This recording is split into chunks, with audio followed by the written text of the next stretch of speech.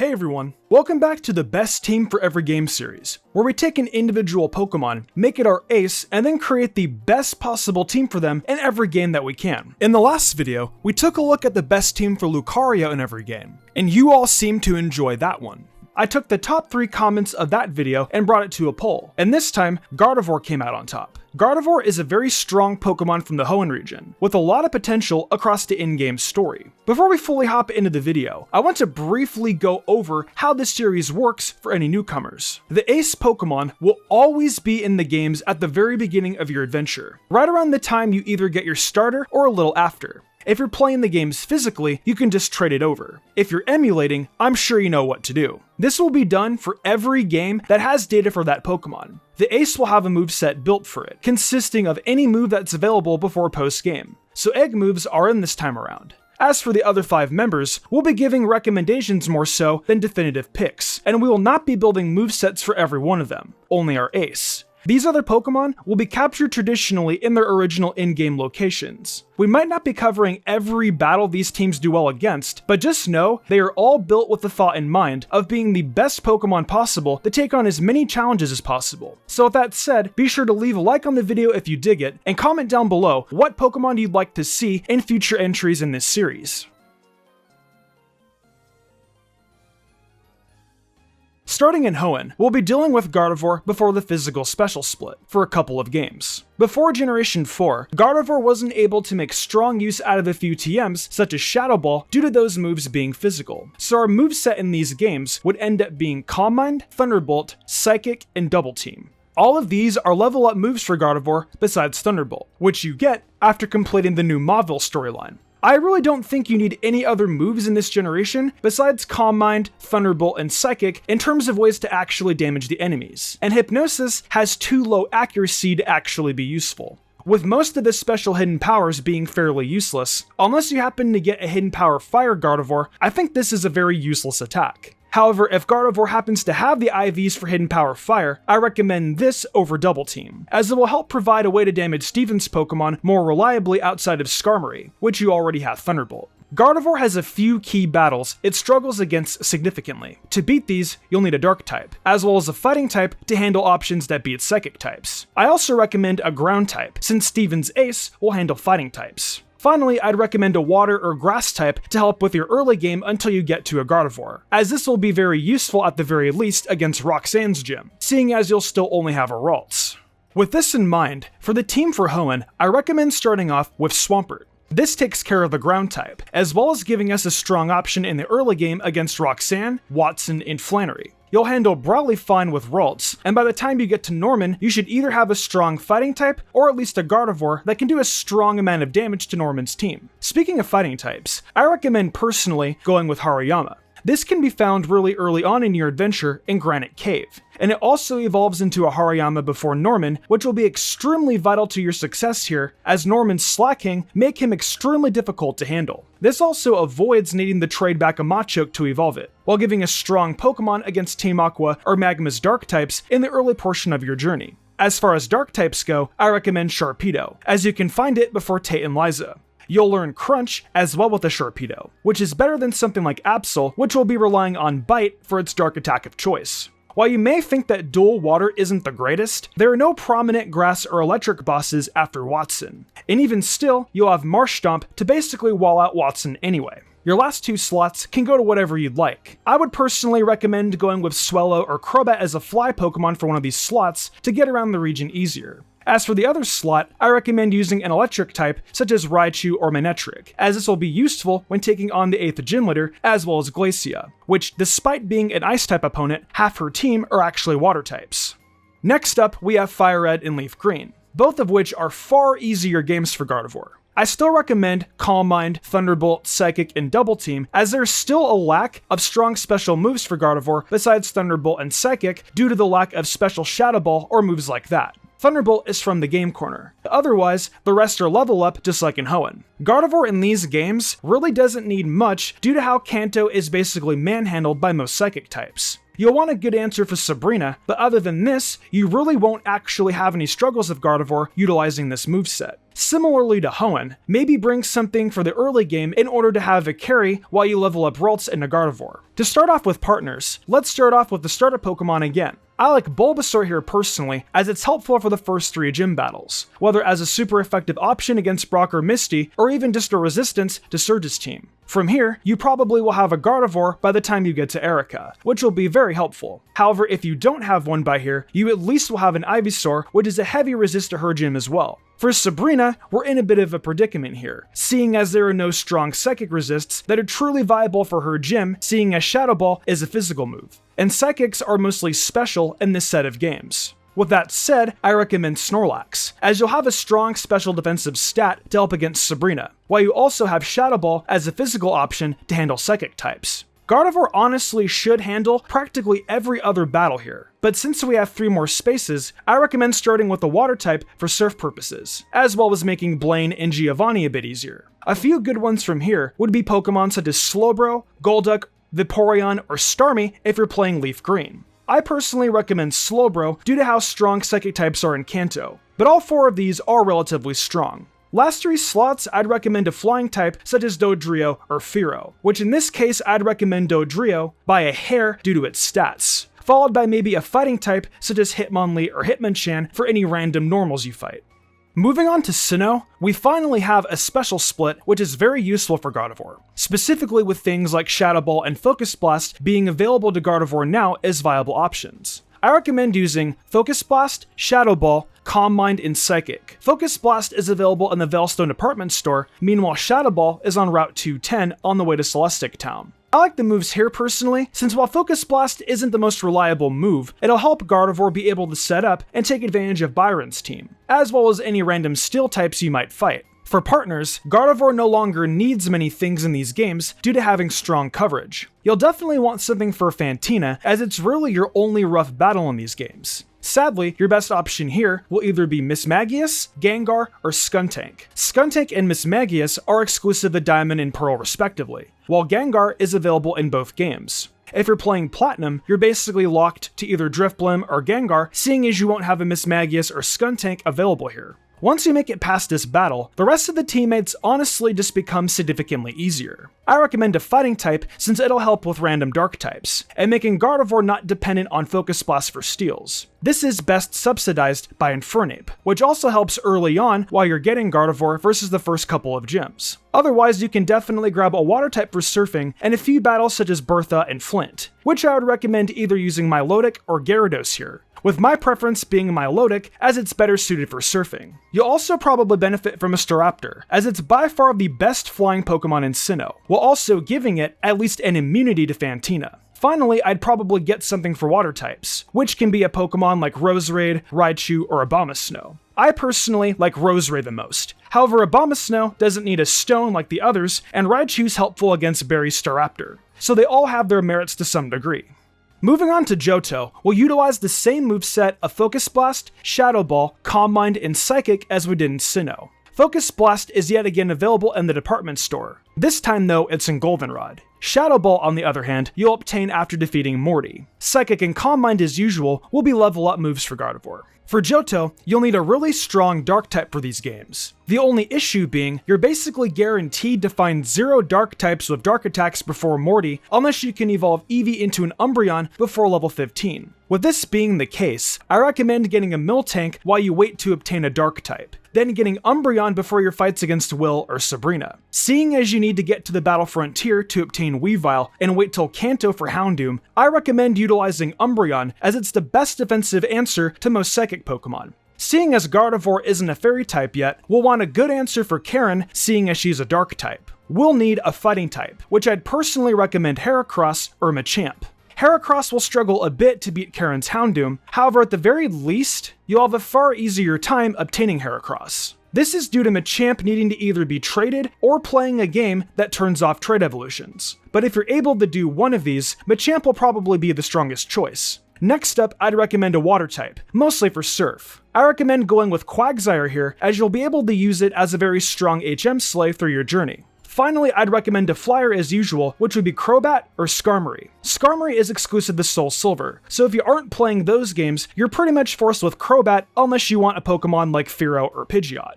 Moving on to Generation 5, we actually have a bit of a change in Gardevoir's moveset. There's only really Grimsley for any boss you'd actually be utilizing Focus Blast for, so I recommend going with Charge Beam, Shadow Ball, Calm Mind, and Psychic. This moveset will hold true for either game, as Charge Beam was chosen to help out mostly versus Skyla since you don't gain Psychic until level 40. This means you'll have a strong option against Unfezant or Skarmory depending on if you're playing the originals or the sequels. Charge Beam is obtained right before Chargestone Cave. Meanwhile, Shadow Ball is found in Relic Castle after going through Dragon Spiral Tower. Psychic and Calm Mind, as always, are obtained through level up, so you don't have to worry about these. Despite a few bosses being changed, the core of your team should honestly stay the same between both games. Nothing substantial really interferes with Gardevoir's matchups in these games, and if anything, the matchups Gardevoir can function as a solo unit only increase in the sequels. I think the first Pokemon you should add needs to be Emboar though. Emboar actually thrives in the battles you won't be utilizing Gardevoir for, being your first 3 gyms. You could probably get away with Ralts against Roxy in the sequels, but even still, Pignite can definitely handle Roxy as well here. Emboar's job will mostly be able to handle your first 3 gyms, which due to its bulk, it can do rather well. Pignite especially is phenomenal against Berg, and you really can't get much better in these games actually as far as Pokemon available by this point in time. Next, you'll want a Dark type for Chantel and Caitlyn. Since you already have an Emboar, I recommend going with Crocodile or Scrafty here. Crocodile would be my personal preference due to already having Emboar on this team. However, it's not the biggest deal since you won't be stacking a Psychic weakness with Scrafty, and Flying is only prominent against Skyla anyway. 2 slots left, and next I'd recommend a Dragon type. Since there are so many dragons in these games, having the right dragon can be utilized for very strong offensive potential against them since dragons are weak to other dragons. There really is only Haxorus for this slot, due to how high Dragon you need to evolve at level 64. Druddigon's low speed, forcing it to take hits from other dragons first, and the fact I'd like to avoid mentioning the legendaries because that'd be too easy. Haxorus, luckily, will be a Haxorus at the worst before taking on the champion, if not sooner. Our last slot honestly depends on choices you've made earlier for your Dark type. If you chose Scrafty, this slot should undeniably go to Excadrill due to its strong typing offensively for a majority of battles later on. However, if you chose Crocodile, I would probably lean Electros, due to its wide range of coverage and the fact it technically has 0 weaknesses. Finally, you'll want a strong option for Clay, since your strongest psychic attack is Confusion until level 40. I recommend Simisage or Maractus, seeing as both are available early on, with Simisage being a gift Pokemon in the original games. I don't see a strong preference towards either if you're playing the originals. However, Maractus actually will be a strong option against Marlin in the sequels due to Water Absorb. These 6 should help carry through both games regardless of your choices. However, I feel your Grass should always be Maractus in the sequels due to its immunity to water and its ease of access before Clay.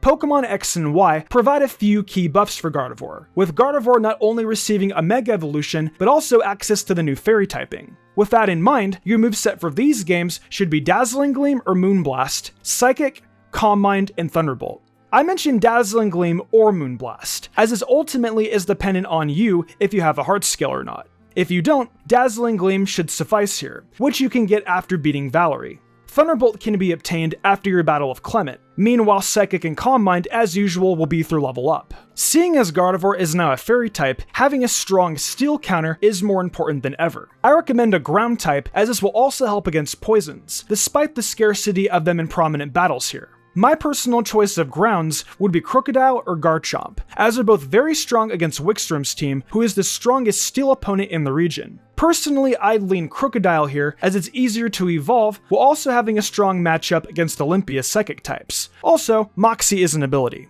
For your starter, I'd recommend grabbing Greninja, as it'll be useful against the first 2 gyms while you wait to evolve Ralts, while also being useful against Olympia. I don't see a huge issue in going with 2 Dark types, as Ralts will now have a 4 times resistance to fighting, and we'll build a Fairy check into the team later on. Speaking of, Kalos made the strongest Fairy counterplay in the entire game in the form of Aegislash, and you'd be insane to not pick this up. Aegislash's typing was basically made for this region due to a lack of strong opponents with Dark, Ghost, or Ground Pokemon, with the only bad matchup it has being against Malva, who we currently have 2 strong options for in Greninja, as well as either Crocodile or Garchomp. Just make sure you wait to evolve this until level 45, so you can obtain Iron Head, as that will be very useful for Diantha's battle. For your last 2 slots, you honestly don't need much. I would recommend going with Talonflame here, as it's a strong option against a plethora of bosses. However, Staraptor and Charizard also fill this role rather well. Finally, I would recommend grabbing an electric type, as it's a useful type to have offensively. Heliolisk and Raichu are both rather strong options here. You can't really go wrong with either. I'll quickly go over Omega Ruby and Alpha Sapphire, as while your team shouldn't change, there are a couple of changes to Gardevoir's moveset that I should explain. Your moveset should change from Calm Mind, Thunderbolt, Psychic, and Double Team to Calm Mind, Charge Beam, Dazzling Gleam, or Moonblast in Shadow Ball. Fairy basically handles everything, and more than you'd utilize a Psychic type for. So going for the Dazzling Gleam TM on Route 123 or a hard scale from Moonblast is ideal here. Meanwhile, Shadow Ball will be found at Mount Pyre. Charge Beam you'll buy in Mauville's Pokemart, and finally Calm Mind as usual will be a level up move. Moving on to Sun and Moon, Gardevoir's moveset changes up a tad. Gardevoir goes to Calm Mind, Draining Kiss, Psychic, and Focus Blast. Focus Blast is purchasable in the Sea Folk Village Pokemart, with the rest of the moves being available on level up. What sucks here is you can't get Moonblast until the move tutor at Mount Lanakilla. Dazzling Gleam also can't be obtained until Vast Pony Canyon, so Gardevoir is pretty much stuck with Draining Kiss until you can hard scale Moonblast back on. I'm sure by then, you guys will have plenty of hard skills. In these games, Gardevoir benefits mostly from a strong Steel type and a strong Fighting type. I wouldn't recommend combining these into one role such as Lucario, however, as you'll want an actual Fairy resistance. This will especially be useful if you're playing the sequels. However, it'll be vital to success across both the original and the sequels. The only Steel type I could possibly recommend here would be Magnezone, seeing as the only other viable Steel type for a playthrough in my opinion would be Metagross, which only makes you weaker to Ace Rolla later on. If you really don't want to use Magnezone, however, I'd recommend Alolan Sandslash, but it's very difficult to justify when Magnemite is available in the Trainer's School. Meanwhile, Alolan Sandshrew is region locked, as well as not being available until the 3rd island, plus it's version exclusive only to the Moon games. The Fighting type I'd choose for this journey would be Hariyama, Bewear, or Kommo-o. While Kommo-o and Bewear are strong choices, you miss one of the most important fighting battles by choosing them, being the Olivia Grand Trial, whereas Makuhita is available by Route 2 with its evolution coming right before that battle. As for other Pokemon on this roster, I feel the game is at its easiest when you choose Rowlet. Not only does Rowlet help against Lana's Trial significantly, but it also makes it so you never fight Decidueye, which is the most difficult starter for Gardevoir to take on. I'd recommend investing in a Ground type, as it's generally a very useful typing to have. Either Palossand or Mudsdale work, both of which you can get before Kiawe's Trial, which is amazing. I would personally lean Mudsdale as it's slightly more useful against Olivia due to how physically offensive her team is. However, Palossand, having reliable recovery, will forever keep it on par with Mudsdale for this slot. Finally, we have our last Pokemon, which I would recommend just grabbing a Water type. This slot's a lot more of a personal choice, but a few options I'd recommend would consist of Golisopod, Wishiwashi, Gyarados, or Araquanid. Honestly, unless you're using a water type that's weak to ground, such as Toxapex or Corsola, you really can't go wrong with whatever your choice is in my opinion. This team of 6 should function well in both games, as your weakest link right now would arguably be the Steel type, which really doesn't get fixed in Ultra Sun and Moon at all. Finally, we'll be moving on to Sword and Shield. For these games, I recommend utilizing Moonblast, Calm Mind, Thunderbolt, and Mystical Fire. If you're really ambitious and want to grind for 5,000 watts, you can actually obtain Thunderbolt on your first visit to the wild area, seeing as you fight Nessa twice, as well as Pokemon such as Corviknight and Inteleon from Hop, and constantly, I feel like this is a strong first TM in your arsenal. Mystical Fire is a fairly useful attack for steals, especially with your late game battle against Rose, but also against any random steals that may punish Gardevoir. Moonblast you can get from the Move Relearner. However, in these games, you won't need a heart scale. This means there's zero reason to stick with Dazzling Gleam, which you would receive when evolving into Gardevoir, as Moonblast will just objectively be better. Finally, Calm Mind, as always, will be a level up attack. There aren't really any strong poison opponents other than Rose's assistant Oleana, but even still, she only uses 2 poisons on her team of 5. With this in mind, I felt it was worthwhile to leave off Psychic in these games, as Moonblast will be able to handle fighting types sufficiently enough. Speaking of Oleana, you'll want a strong ground type for poisons and steals, seeing as Crocodile is sadly not available until the Isle of Armor. I will instead recommend utilizing Mamoswine or Mudsdale as a more generally available options to players who lack the DLC.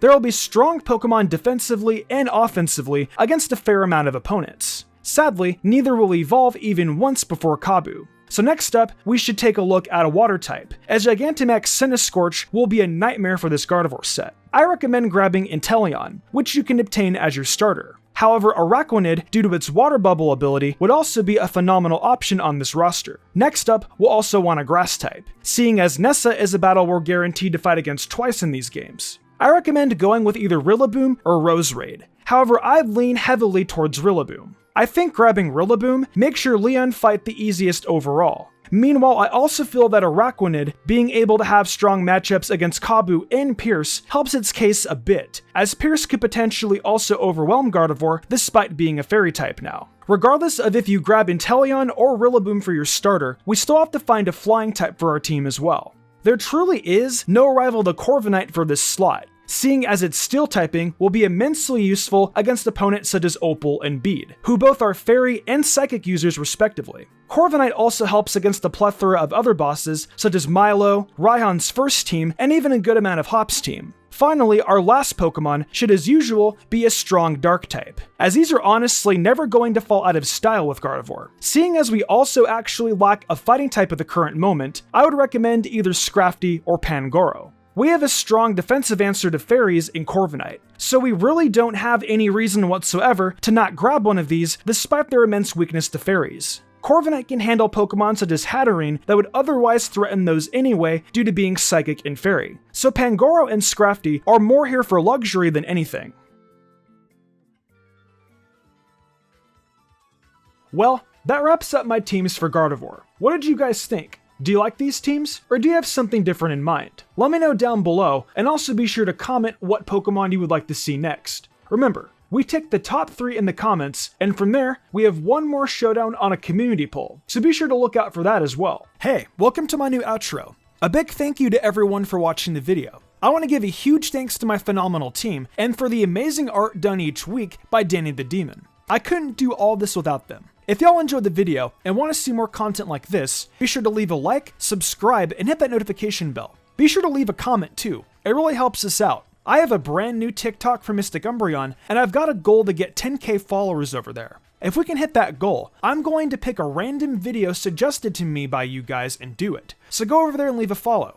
Also, over on MysticSage, we've still got 2 videos going up every weekend. We've got content from My Hero, to Demon Slayer, to Dragon Ball, so come and check it out. And also check out MysticSage on TikTok. Finally, I've got an Amazon store where I sell tons of cool stuff. I think I'm gonna wrap this up though. I'm MysticUmbreon, and I'll see you next time with some more amazing Pokemon content.